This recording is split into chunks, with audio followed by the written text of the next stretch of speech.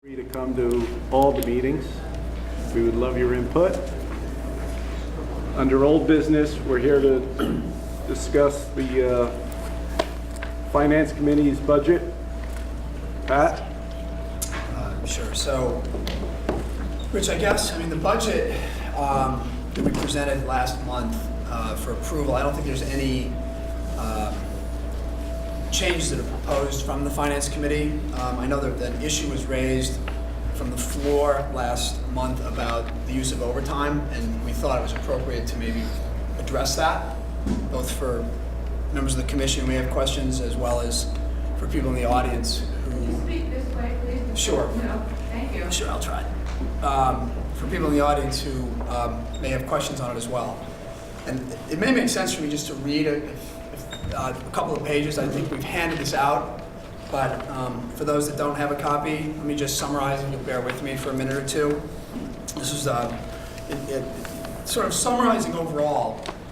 After the comments were made about a concern about potentially excessive overtime for a number of our staff that were hired through service agencies, the Finance Committee did sit down with Scott, gathered information for 2011 and 2012 to try to make sure that we had all the facts, could report to the Commission, and obviously to the people that are here tonight.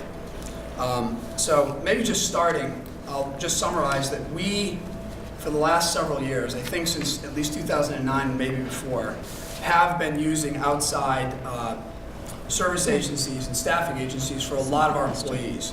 The reason for this was it gives us substantial flexibility to reduce costs associated with having our own full-time employees. That's the reason that the Commission and the General Manager's Office went to using outside services. Chris has been so patient. Yeah. Can somebody please explain to me what RM staffing does in this golf club? Because we have people saying they clean the pool, they cut the grass. This is not about the castle. We have people working in maintenance, administration, operations, pool, restaurant. It seems to be a free-for-all for RM staffing in this place. Can I ask one question? What is RM staffing's position in this golf club? You can answer, Scott. I can answer. RM staffing. No, please. I want to hear from the person who employs RM staffing in this golf club. You didn't know last week about the overtime rates in RM staffing. Please don't defend them. RM staffing are taking an astronomical amount of money out of this golf club on the behalf of all these members.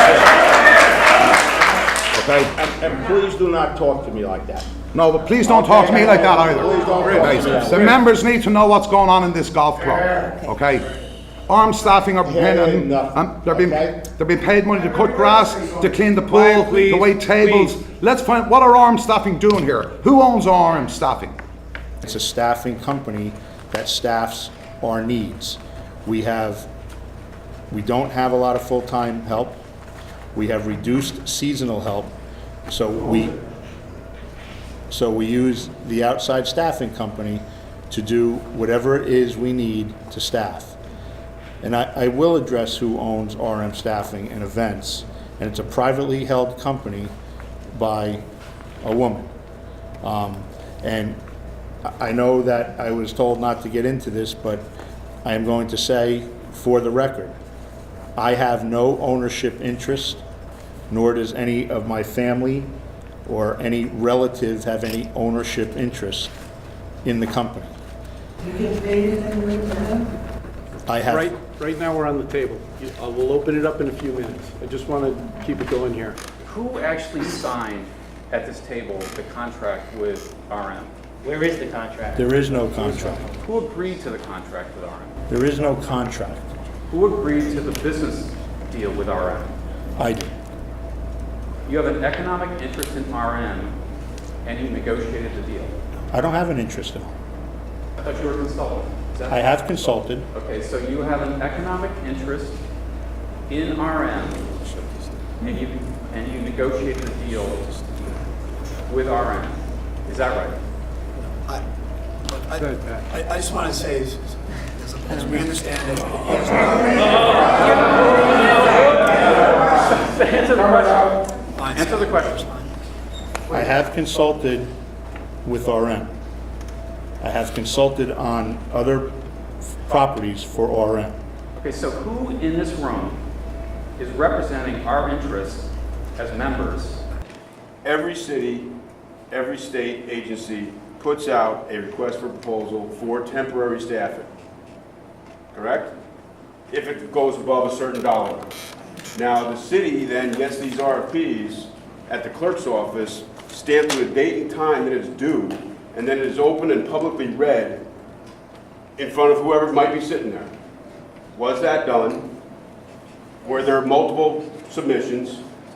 And who approved them? The city manager is here to... Why don't you stand up? Understand from... Stand up. Sure. Stand up so everyone hear you.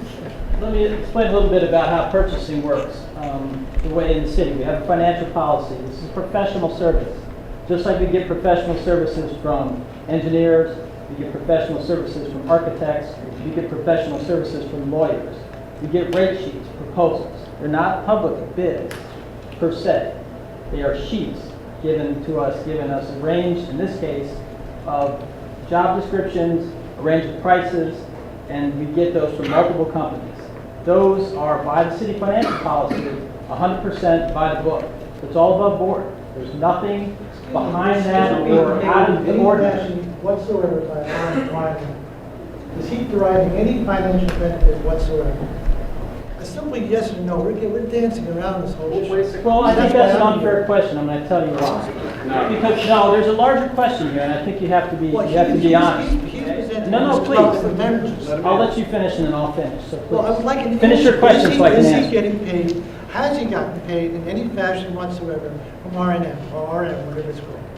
Is that the question? Yes. Can I finish my answer? Yes. Okay. As any other member of the city of Rye, all right, and then I will get to the specifics of your question. You can have outside employment. Outside employment occurs with sanitation men, it occurs with firefighters, it occurs with police officers. In this case, I don't know what Scott gets when he occurs from R&M staffing. He has told me that he has done work for them. I assume that that work that he does, he's compensated for. In some cases, he says he isn't. With someone working for the club, managing the club, deriving funds from a company that is operating within the club, there doesn't seem to be any conflict there at all. I don't consider that to be an extraordinary practice or inappropriate. That's amazing. But he's the person that recommended that contract, isn't that correct? Isn't he the person that recommended that contract? He recommended 3 staffing contracts to me. If you were listening to his point earlier, we've employed 3 temporary staffing services. But the RM was one of the 3 that we employed. I'm talking about the contract in question. Didn't he recommend that particular contract? Yes. So he's recommending a contract for someone he works for on the outside. And you don't see that as a problem, Scott? He's consulted with them. No, It's answer been- that question, please. It's You don't been see that as a reviewed, problem? and in my estimation, it's been reviewed, it's appropriate, and my answer to that is no. Scott, that's quite frankly unbelievable. If there was ever an inherent conflict of interest, in my opinion, you're talking about a person who has derived, I don't know you at all, so please, who has derived income from a company that he is now recommending to fulfill a contract, and you see no problem with that? That's astonishing to me, I'm sorry. Again, I'll point out to you, for the Scott, city of we're Rock. for another Within the city. You can't do So outside work, let's- Scott. The question is, Not an unusual Managing a practice. a person who does outside work to recommend their outside interest employer to get a city contract, you don't see that as a problem on any level? But you were aware of this. Yes. And Absolutely. still took the recommendation knowing he had outside employment with the firm that he was recommending? Yes. Wow. When we said, I'd like to just, I would like to say something, because I think it's important. I will say today that we will not use RM staffing moving forward in 2013 other than event staffing. It's not going to matter to me. It doesn't matter whether we use them or we shift it to somebody else. Wait a second, doesn't your wife also work for them? My wife works for the company. So let's just put this in perspective for a moment, okay? You've done some consulting work for which you've been paid, Okay, we all know how business works. I'm a businessman. Okay, you do some work for a client, you hope to get some more work. So now, all of a sudden, they're recommended, and your wife works for them. And if the city knew about all this, quite frankly, shame on the city government for not putting a stop to that right then and there. Because quite frankly, in my world, there would have been a Chinese wall around you where you would have not been allowed to touch that proposal, where you would have not been allowed to recommend that proposal, and you would have had nothing to do with it. That's how it should be done. And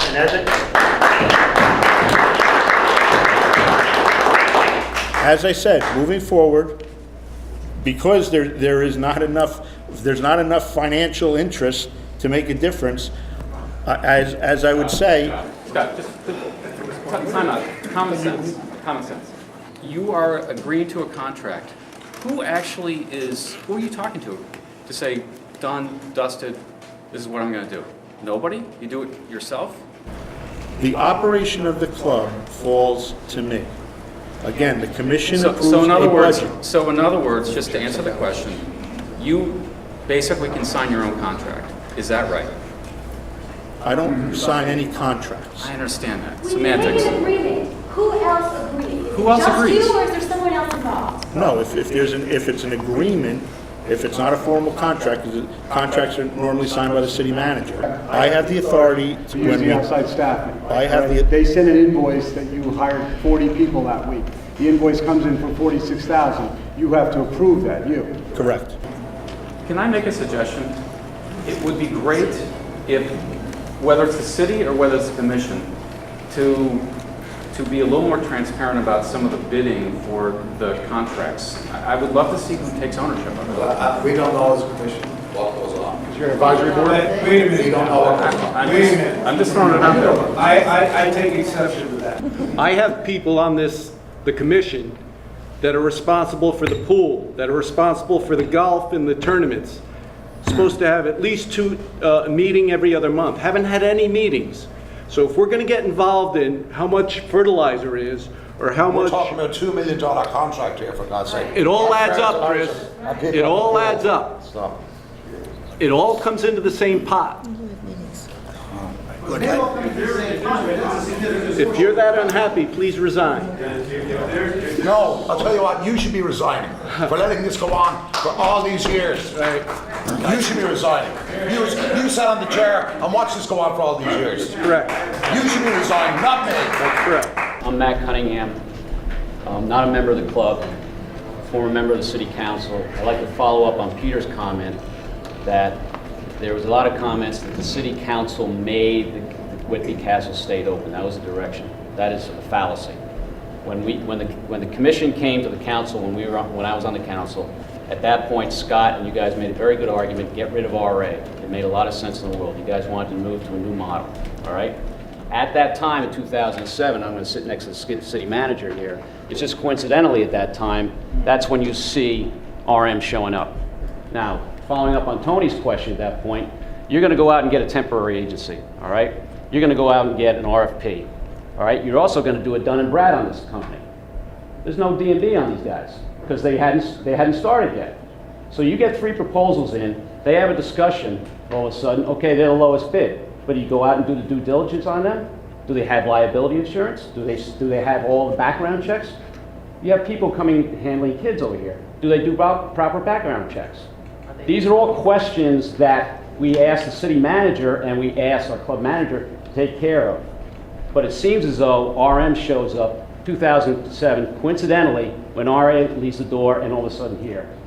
All right? You also have in here RM employees, managers, with employees reporting into RM employees.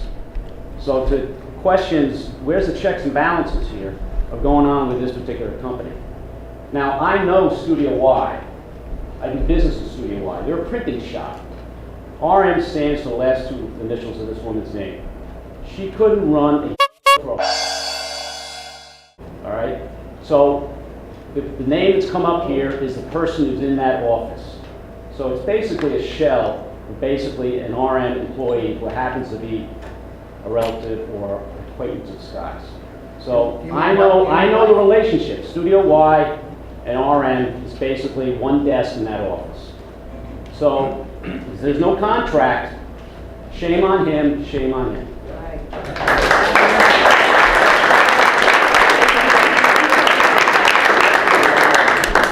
I'd like to follow up on Mac. I've never been close to being a council member. Everybody's here tonight because we got 18 months of invoicing. I had also foiled for the contracts between RM Staffing and Rye Golf Club. I foiled for proposals and bids on the supplier side for which Rye Golf Club is operated. I foiled for proposals. I foiled for contracts, freedom of information law. I asked for all this information. I haven't gotten it. 2 months have passed. Mr. Pickup's the records access officer for the city of Rye. They ignored my FOIL request, which is a denial. I didn't appeal it because the city attorney is the appeals officer. She's also a records access officer, and you're not allowed to be both according to the New York state law. Everybody knows that. I've emailed the city attorney and Mr. Pickup on that on numerous occasions. I would first and foremost want to make sure that if a contract exists, you say there doesn't. Mr. Pickup was quoted in the paper saying there does. I just want, is there a contract or not? Because there's been conflicting information. We received, as Scott said earlier, rate sheets from the companies. I didn't receive any rate sheets from anybody from my FOIA. I can provide that. I should have had them months ago, and then we all have a lot more information. I also asked for all the years of invoicing from RM. I got 18 months. I want to see the rest of them. I have an invoice from 2008 from RM Staffing, and whether you think you can justify the overtime or not, if this is January, the first 2 weeks of January, RM Staffing back in 2008 billed us for 313 hours of overtime. That's in January of 08. So this has been going on, folks, for 5-6 years. I'm guessing, unless you somehow stopped in between. Now, forget about the overtime for just a second, and thank you for reacting to the information that was brought out. It'd be nice if you guys would have been proactive. But I also noticed in those just 18 months of invoicing that 6 employees of RM Staffing were given raises of 25 to 140%. 5 other employees got raises of 11 to 16%. For example, one worker who made $17 an hour or 21 based on where they're working got bumped up to $32 an hour.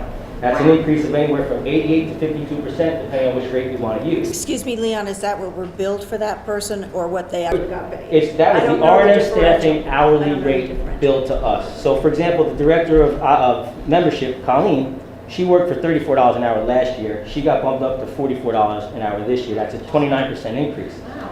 Mary Beth worked for 15. Well, these are not the numbers that those people get paid, my understanding. This is what RM Staffing This is bills what us. we're paying them, it's not what those people are This is paying. what RM Staffing is billing us per hour. RM Oh, Staffing okay. increased their hourly wages by anywhere from 25 to 140%. Mary Beth was making $15 an hour or 27, got bumped up to 36.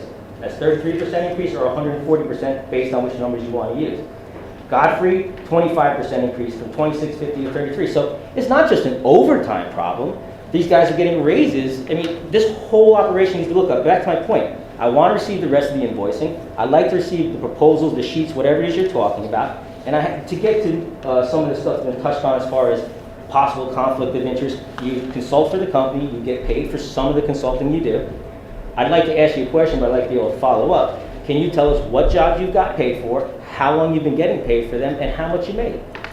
I've made under $1,000 from them. Okay. And as somebody mentioned before, there has to be some kind of value to that relationship. Do you pick out the draperies for the places for these guys? On what level do you consult for them, Scott?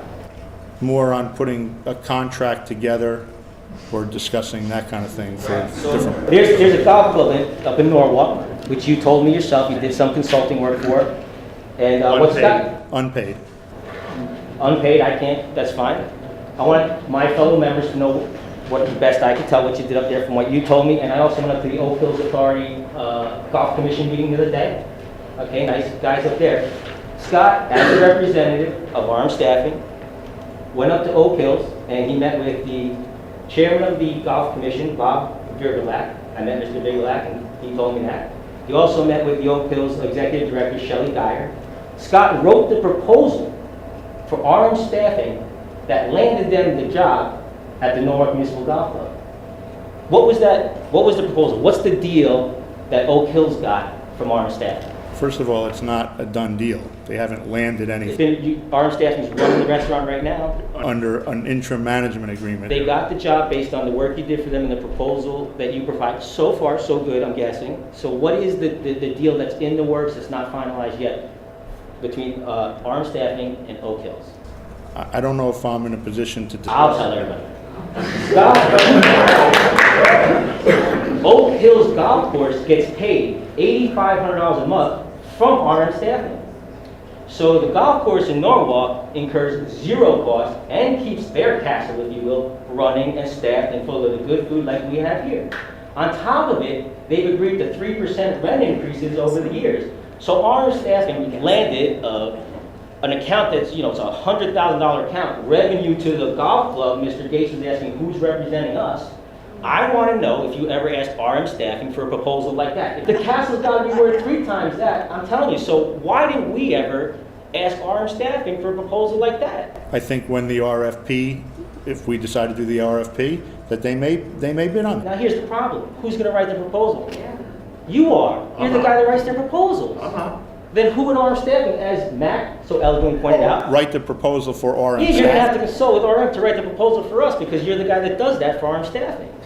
I'm not the guy. I negotiated a deal. You wrote the proposal for RM Staffing to take over the restaurant business at Norwalk Municipal Golf Course, correct?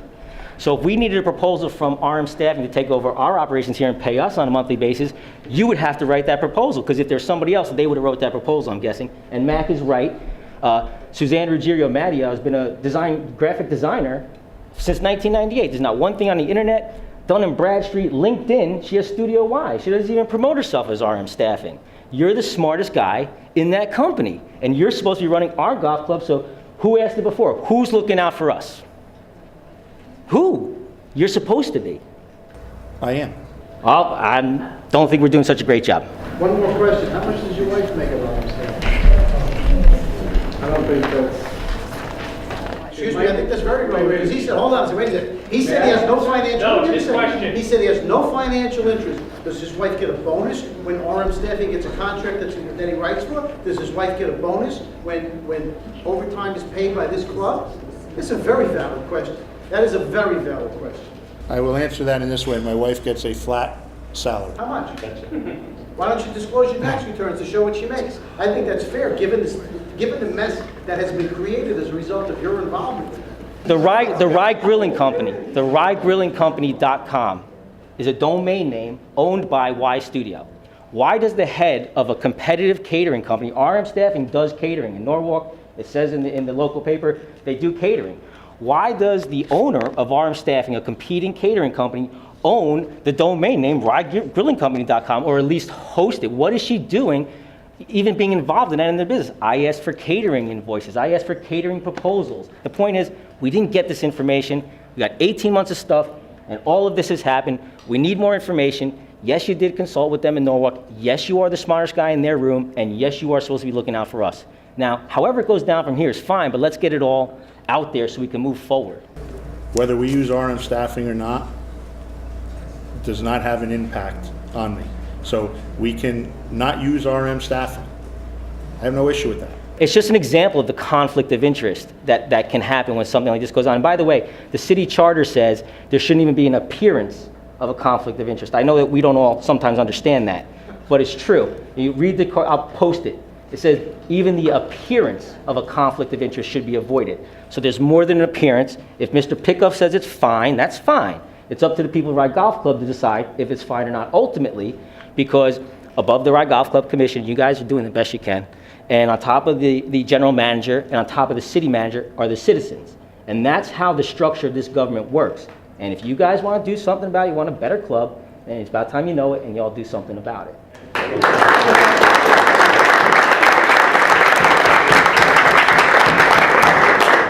I think you guys have a crisis at this point, because right now your budget is reflecting numbers that are this year. But because of what's going on here tonight, you guys should pull back at least 10, 20 heads off of that budget number as far as members are concerned, because you guys have a crisis as far as the membership is concerned, as far as credibility. So whatever budget you guys are developing, you guys got to better adjust for a lower member head. That would be my suggestion. One last point, Dick. I'd like Mr. Pickup to let me know if I'm going to get the public documents that I've requested. Leon, we work very hard to give Okay. you all the documents you request. That's not true. Every time you request them. Okay. And we'll So- continue to do that in the future, Leon. I appreciate that. Thank you. And this is the kind of condescension that you get from your city manager. My second thing, in full disclosure, this issue of RM staffing and your connection to them came up at a public open meeting of the Rye Golf Club Commission, I understand.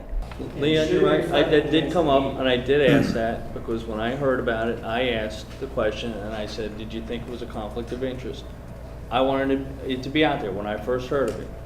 I had even said that, if we knew about it, maybe I wouldn't be asking these questions, but it was something I had heard about, and so I felt it was a need to ask, and I started asking a lot of questions.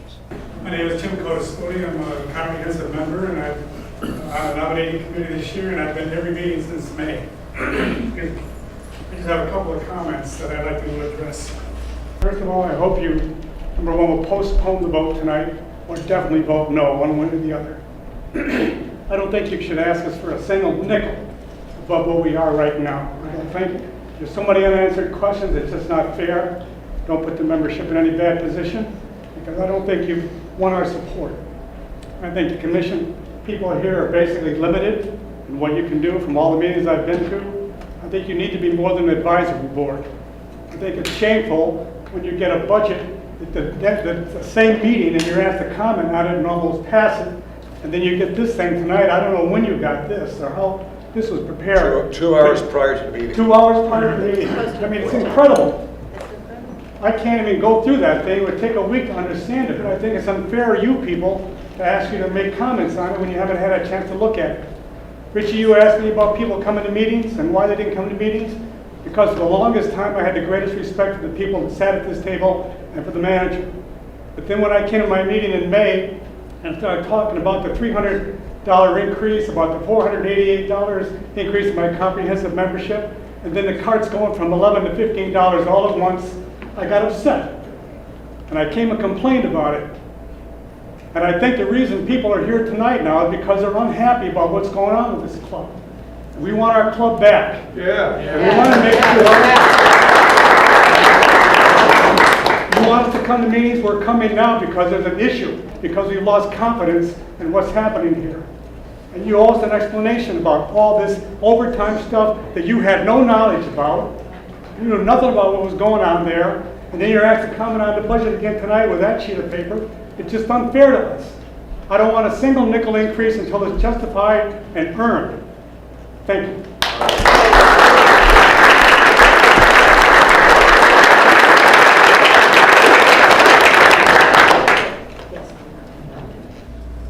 Anyone else? Yeah, you're right. Okay, do we have any new business? Can we end this? I think we Yeah. covered a lot of the business already. I think we all agree we're not going to vote on the budget, but just for the record, is there a motion on the table to vote on the budget? Discussion? Denied. We won't be voting on the budget tonight. Other business? New business?